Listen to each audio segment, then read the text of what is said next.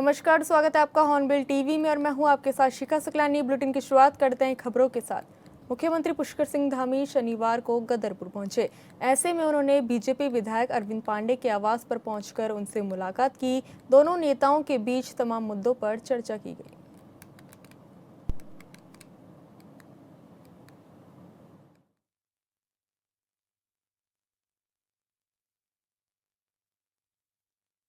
CM Dhami ने उधम सिंह नगर के गदरपुर में आयोजित होने वाली अंतर्राष्ट्रीय क्वाकिंग एवं क्नोइंग प्रतियोगिता की तैयारियों का स्थलीय निरीक्षण कर व्यवस्थाओं का जायजा लिया।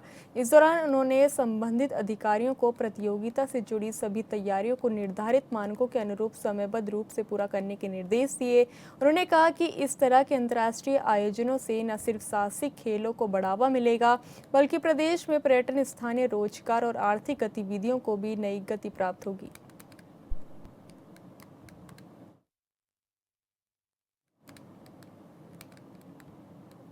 दर्जा मंत्री मनोज कालाकोटी के प्रथम बार लोहाघाट आगमन पर अनुसूचित मोर्चा ने डाक बंगला लोहाघाट में उनका जोरदार स्वागत किया।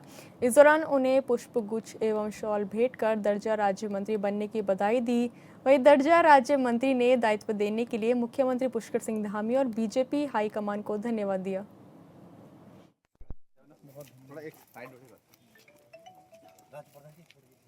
अपने शीर्ष नेतृत्व का और माननीय मुख्यमंत्री जी का आभारी हूँ कि मुझ जैसे सामान्य कार्यकर्ता को इतने सम्मान नवाजा गया है, मेरे को सम्मान दिया गया है और इससे मैं आगे मुझे काम करने का भी बल मिलेगा। और हमारी जो पार्टी है उस पार्टी का ये है कि अंतिम छोर का जो व्यक्ति है उस तक हमारी सरकार की क्या योजनाएं चल रही हैं, सरकार से क्या उनको बेनिफिट मिल सकता है, उसमें हमने आगे कार्य करना है।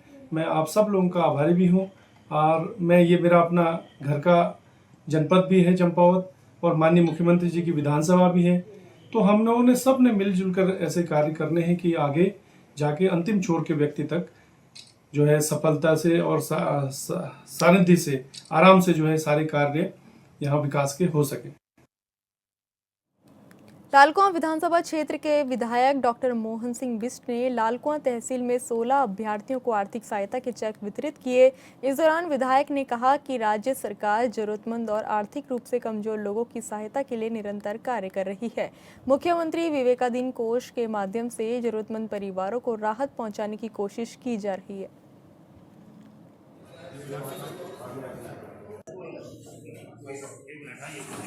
गरीब लोगों के जिनकी बेटी की शादी हुई थी और कुछ लोगों का अस्पताल में ट्रीटमेंट जो हुआ था, उसके लिए चिकित्सा के जो माननीय मुख्यमंत्री द्वारा चेक स्वीकृत किए गए थे, तो वो यहाँ पर थे। तो हमने कहा कि लोगों को, क्योंकि वो बहुत जरूरतमंद लोग होते हैं, तो उनको तुरंत उनकी राहत राशि मिलनी चाहिए। तो इसके उद्देश्य से आज भी हमने यहाँ पर चेक वितरण किया है और लगातार हमारी सरकार द्वारा ऐसे कमजोर वर्ग के लोगों को ये सहायता दी जा रही है, जो लोग अपनी बेटी का विवाह कर चुके हैं या जिनमें अस्पताल में जो है जिनका खर्चा हुआ है।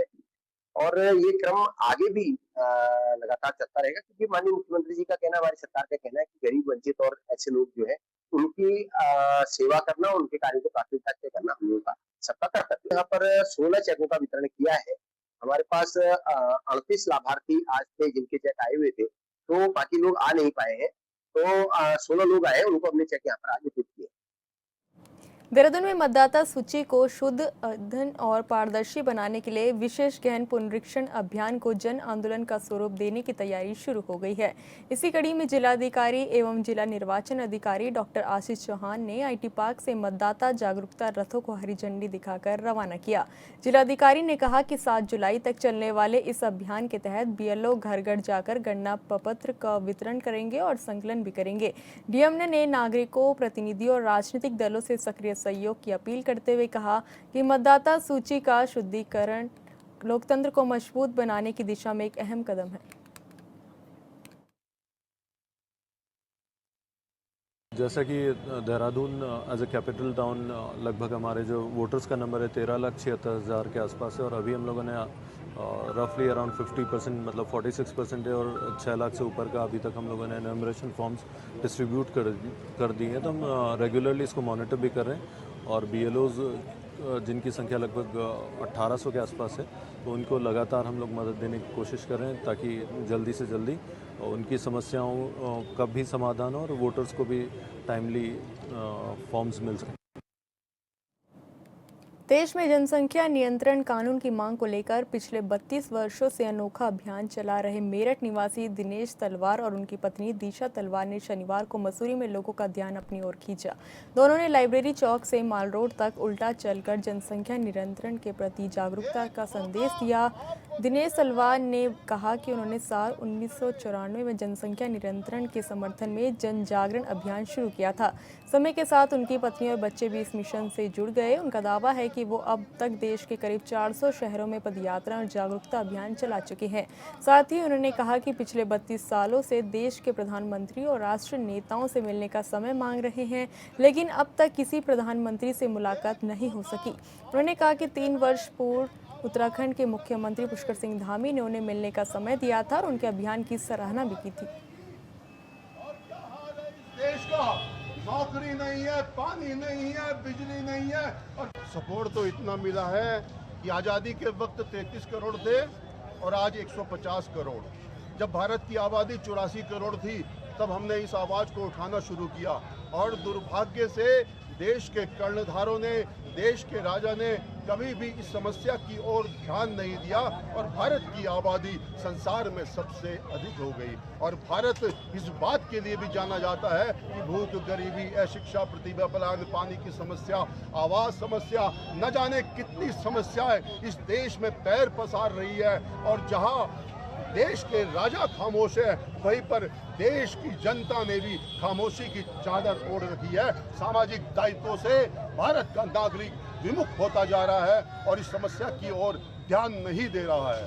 अभियान चला रहे हैं, करीब 400 शहरों की पदयात्रा कर चुके हैं और लोग हमें पहले बिल्कुल पागल समझते थे जब हम सड़क पर अपने हाथ चलाते थे, बट अब हमें ऐसे अप्रिशिएट करते हैं तो हमें अच्छा लगता है कि लोग भी मतलब समझते हैं कि भारत की जनसंख्या बढ़ रही है और ये बहुत बड़ी समस्या है। प्रधानमंत्री जी से हमारी यही मांग है कि वो 2 बच्चों का कानून बनाए। 14 जून को चंपावत के 10 परीक्षा केंद्रों में यूके की परीक्षा आयोजित होने जा रही है। ऐसे में परीक्षा को नकल विहीन और सकुशल संपन्न कराने के लिए डीएम चंपावत महेश कुमार ने सभी अधिकारियों को जरूरी दिशा निर्देश दिए हैं, जिसके तहत समस्त परीक्षा केंद्रों में कड़ी सुरक्षा व्यवस्था की गई है। इसी क्रम में सीओ ने लोहाघाट के समस्त परीक्षा केंद्रों का निरीक्षण करते हुए सुरक्षा व्यवस्था का जायजा लिया और मौके पर तैनात पुलिसकर्मियों को अहम दिशा निर्देश दिए।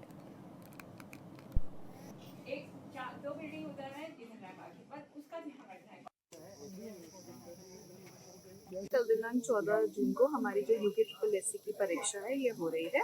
तो आईजी कुमाऊं मैम के निर्देशन में तथा एसपी चंपावत मैम का निर्देशन में हम लोगों द्वारा यहाँ हर एक सेंटर्स की चेकिंग की जा रही है। यहाँ पर आयोग द्वारा ही जैमर्स और सीसीटीवी कैमरे लगाए जा रहे हैं और साथ ही साथ पूरा जो हमारा सेंटर है उसका एक बार पुलिस के द्वारा तथा जो प्रशासन के जो हमारे जोनल सेक्टर मजिस्ट्रेट्स बने उनके द्वारा एक सैनिटाइजेशन ड्रिल चलाई जाएगी। अभी स्टार्टिंग में हम लोग आज ये देखने आए हैं कि जैमर्स और सीसीटीवी इंस्टॉल हो गए हैं कि नहीं हुए हैं और तथा शाम को एक बार जब सारे ये लोग फ्री हो जाएंगे तो उसके बाद एक रूम की क्लासरूम की हमारे द्वारा फिर से चेकिंग की जाएगी।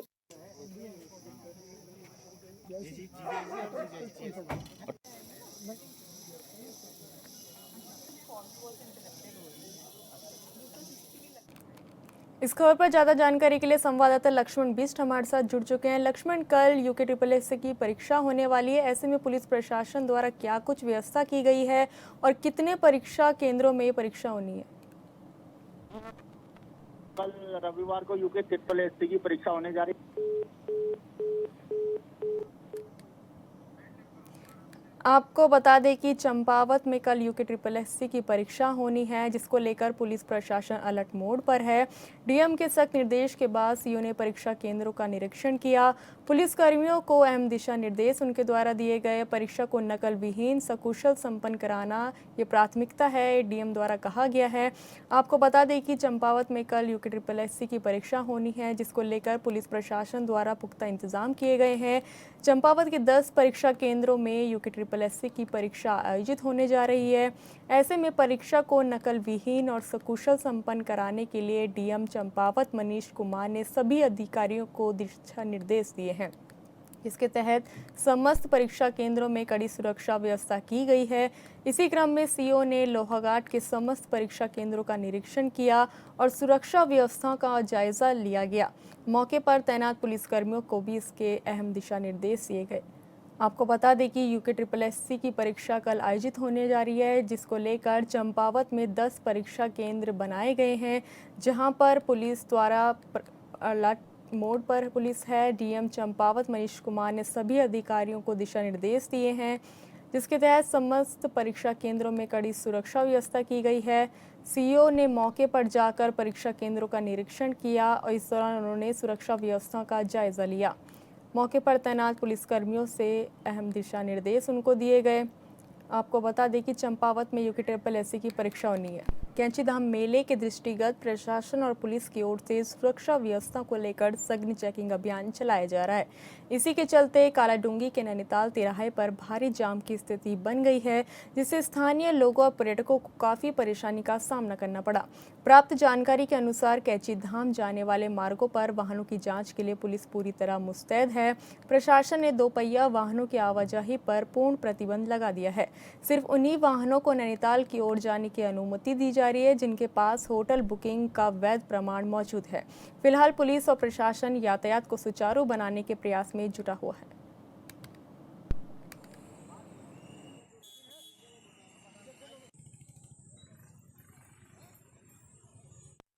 कैंचीधाम मेले को लेकर पुलिस प्रशासन लगातार एक्टिव मोड में है। प्रशासन और पुलिस की ओर से सुरक्षा व्यवस्था पुख्ता की जा रही है। लगातार सघन चेकिंग अभियान चलाया जा रहा है। इसी के चलते कालाडूंगी के नैनीताल तिराहे पर भारी जाम की स्थिति भी देखने को मिली, जिससे स्थानीय लोगों और पर्यटकों को काफ़ी परेशानी का इस दौरान सामना करना पड़ा। प्राप्त जानकारी के अनुसार कैंचीधाम जाने वाले मार्गों पर वाहनों की जांच के लिए पुलिस पूरी तरह मुस्तैद है। प्रशासन ने 2 पहिया वाहनों की आवाजाही पर पूर्ण प्रतिबंध लगा दिया है। सिर्फ उन्हीं वाहनों को नैनीताल की ओर जाने की अनुमति दी जा रही है जिनके पास होटल बुकिंग का वैध प्रमाण मौजूद है। फिलहाल पुलिस और प्रशासन यातायात को सुचारू बनाने के लिए जुटा हुआ है। कैंचीधाम मेले के सुरक्षा के दृष्टिगत रखते हुए और जाम की समस्या को रखते हुए यहाँ से हल्द्वानी होते बाईपास भेजा जा रहा है और यहाँ से वही गाड़ियाँ या वो लोग जाएंगे जो जिनका नैनीताल में होटल बुकिंग है और उनकी पार्किंग है और वो होटल रजिस्टर्ड है और रजिस्टर्ड जो होटल है उनकी लिस्ट हमारे पास है, उन्हीं के अनुसार हम उनको। मसूरी में स्वास्थ्य सुविधाओं की बदहाली को लेकर देवभूमि जन कल्याण विकास एकता समिति के बैनर तले कार्यकर्ताओं ने पिक्चर पैलेस चौक पर प्रदर्शन किया। इस दौरान उन्होंने सरकार के खिलाफ जमकर नारेबाजी की। प्रदर्शनकारियों ने आरोप लगाया कि करोड़ों रुपए खर्च कर उपजिला चिकित्सालय का निर्माण तो किया गया, लेकिन आज भी अस्पताल में कई जरूरी स्वास्थ्य सुविधाओं का अभाव बना हुआ है। समिति के केंद्रीय अध्यक्ष जयप्रकाश राणा ने कहा कि मसूरी में डायलिसिस सुविधा उपलब्ध न होने की वजह से किडनी रोगियों को उपचार के लिए देहरादून जाना पड़ता है। कार्यकर्ताओं ने सरकार से मसूरी उपजिला चिकित्सालय में डायलिसिस यूनिट स्थापित करने, विशेषज्ञ डॉक्टरों की नियुक्ति करने और स्वास्थ्य सेवाओं को मजबूत बनाने की मांग की है।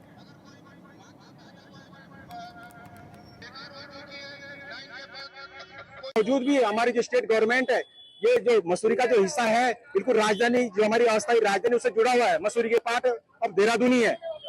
तो यहाँ पर जो हॉस्पिटल हमारा उपजिला अस्पताल है, यहाँ पर ये स्थिति अगर किसी की ज्यादा तबियत खराब हो जाए, ज्यादा बिगड़ जाए, तो यहाँ पर जो डॉक्टर साहब है वहाँ पर पहले तो डॉक्टर ही पूरे यहाँ पर उपलब्ध नहीं है।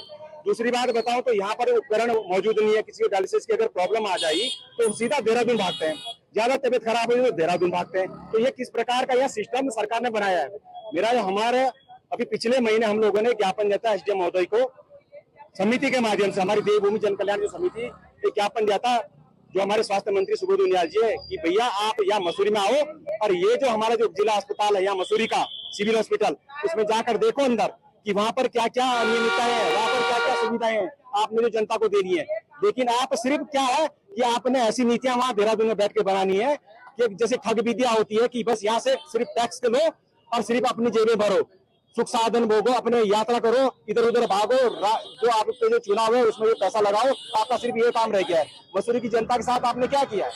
हॉस्पिटल में जाके देखिए, वहाँ पर पूरे डॉक्टर नहीं मिलेंगे, कर्मचारी नहीं मिलेंगे। हॉस्पिटल के अंदर अगर मशीनरी डायलिसिस की मैं बात करूं, एमआरआई की बात करूं, तो यहाँ पर सुविधाएं है नहीं, तो क्या फायदा हुआ इस विश्वविख्यात मसूरी का।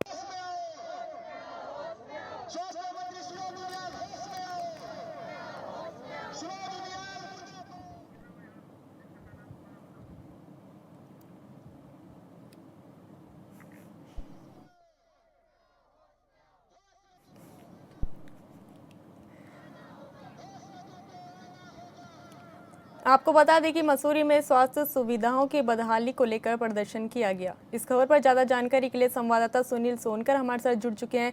सुनील, जिस तरीके से मसूरी में स्वास्थ्य सुविधाओं की बदहाली है, उसको लेकर देवभूमि जन कल्याण विकास एकता समिति ने मोर्चा खोल दिया है और जमकर इस दौरान प्रदर्शन किया गया। ऐसे में क्या कुछ उनकी मांगे हैं?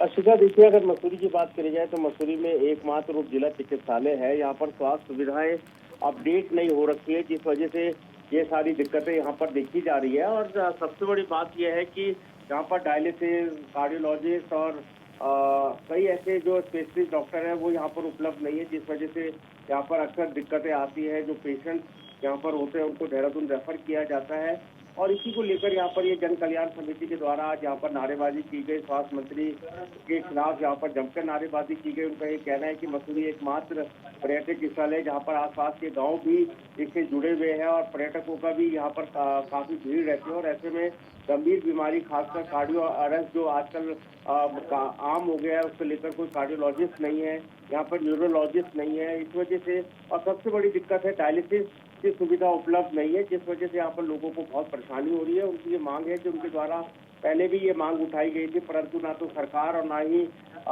यहाँ पर जो प्रशासन है वो इस ओर ध्यान दे रहा है। और इसी को लेकर उन्होंने एक बार फिर प्रदर्शन करा और यहाँ पर मांग करी है कि सारी सुविधाएं उपलब्ध होगी।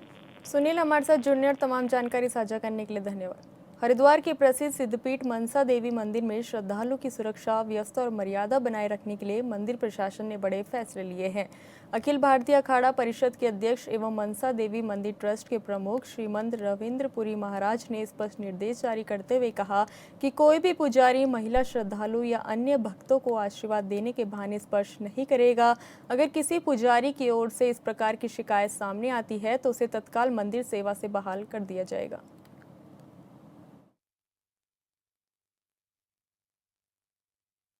बहुत बहुत आशीर्वाद साधुवाद। देखिए, आपने देखा होगा कि जहां भी मंदिर होते हैं सब लोग जानते हैं कि जो प्रसाद होता है जो दोबारा वो रिसाइकल होता है। और एक नारियल हमने पूरे हिंदुस्तान में जहां भी जाते हमने देखा है बार बार वही नारियल चढ़ता है। हमने प्रयास किया था हमारे मंदिर में ऐसा ना हो, परंतु हमने देखा जब यात्री प्रसाद फेंक देता है, छोड़ देता है, सूखा नारियल छोड़ देता है, दोबारा वो उसको बेचा जाता है। इसीलिए हमने ये प्रयास किया है। और कल मैंने अपने स्टाफ को कहा है कि मंदिर में नारियल नहीं चढ़ेगा। नारियल की जगह पे जो मिठाई का डिब्बा है, मिठाई का भोग है, ऐसी कोई वस्तु वहां रखी जाए। आपने देखा होगा पूरे हरिद्वार में जहां भी आप जाएंगे, जितने बड़े मंदिर है वहां जाएंगे, वहां नारियल एक बार नहीं वो 100 बार घूम घूम के वहां ही आता है। इसलिए मैंने ये सोचा माँ भगवती का मंदिर है और ऐसा नहीं होना चाहिए। हमारा पूरा प्रयास है कि जो प्रसाद एक बार चढ़ेगा वो दोबारा नहीं चढ़ेगा। और हमने ऐसे भी देखा लक्सर रुड़की मार्ग पर बसेड़ी चौराहे के समीप उस समय अफरा तफरी मच गई जब एक तेज रफ्तार टूरिस्ट बस ने सड़क पार कर रही एक बुजुर्ग महिला को टक्कर मार दी। हादसे में महिला गंभीर रूप से घायल हो गई। घटना के बाद मौके पर लोगों की भारी भीड़ जमा हो गई और यातायात भी प्रभावित हुआ। तो ये बस वाला ना जल्दी निकालने चक्कर में उल्टे साइड आता है, बुढ़िया जा रही बेचारी को बहुत दूर साइड से मारा। आउटसाइड है वो, आउटसाइड जाके मारी उसे टक्कर। बेचारी ने बैठने की बहुत कोशिश करी, पैर टूट गया, उसका सिर भी फट गया, बहुत ज्यादा चोट है, पता नहीं बहुत ज्यादा खून बह चुका उसका। उत्तराखंड में बीजेपी की डबल इंजन वाली सरकार में पहाड़ की महिलाएं आत्मनिर्भर बन रही हैं और सरकार का धन्यवाद कर रही हैं। देहरादून के कालसी में महिलाएं गांव में ही रहकर अच्छी कमाई कर रही हैं। कालसी की महिलाओं ने तकदीर बदल दी। इस रिपोर्ट में देखिए।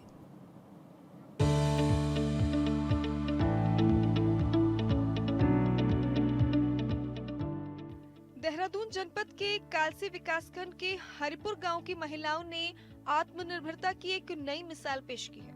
ग्रामीण उद्यम वेग वृद्धि परियोजना यानी REAP के तहत स्थापित सरसों तेल यूनिट आज महिला सशक्तिकरण और ग्रामीण उद्यमता का सफल मॉडल बनकर उभरी है। कालसी ब्लॉक की CLF है हमारी विकास महिला, उसको CBO लेवल एंटरप्राइज के रूप में एक तेल यूनिट लगवाई गई है जिसमें हॉट और कोल्ड प्रेस्ड ऑयल दोनों वहाँ पे निर्माण किया जा रहा है। और इसमें लगभग उनका अभी तक मैं बात करूँ तो 24 से 25 लाख तक की सेल्स हुई है और 1.5 साल उनको ये चलाते हुए हो गया। तो एक लगभग एवरेज की बात करें तो 70,000 रुपये तक का सेल्स उनका प्रतिमाह हो रहा है।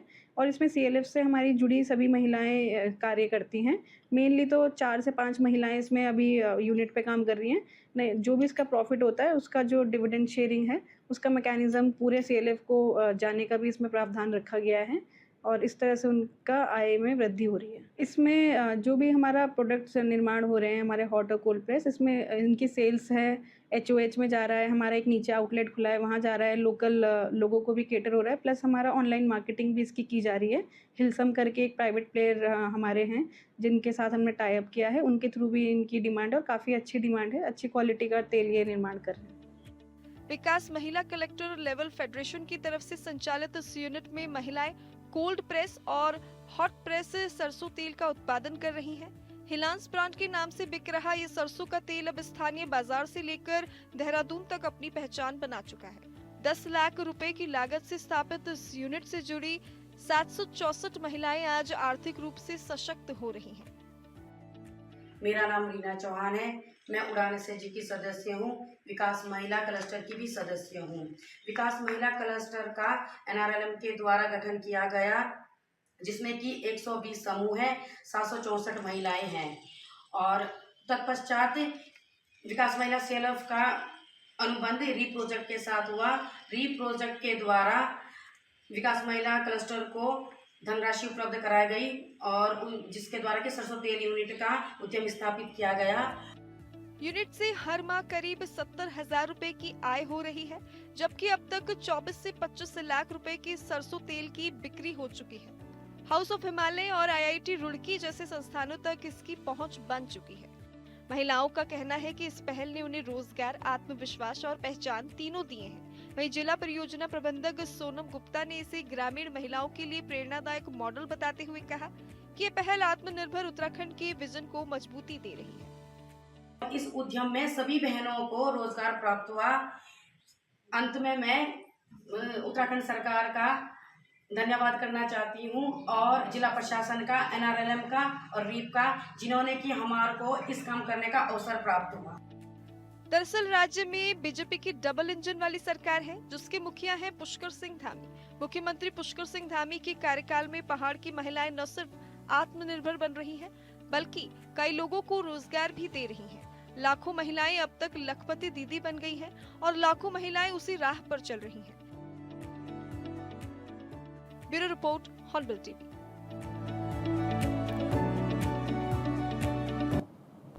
फिलहाल इस बुलेटिन में इतना ही। आप देखते रहिए हॉर्नबिल टीवी। नमस्कार।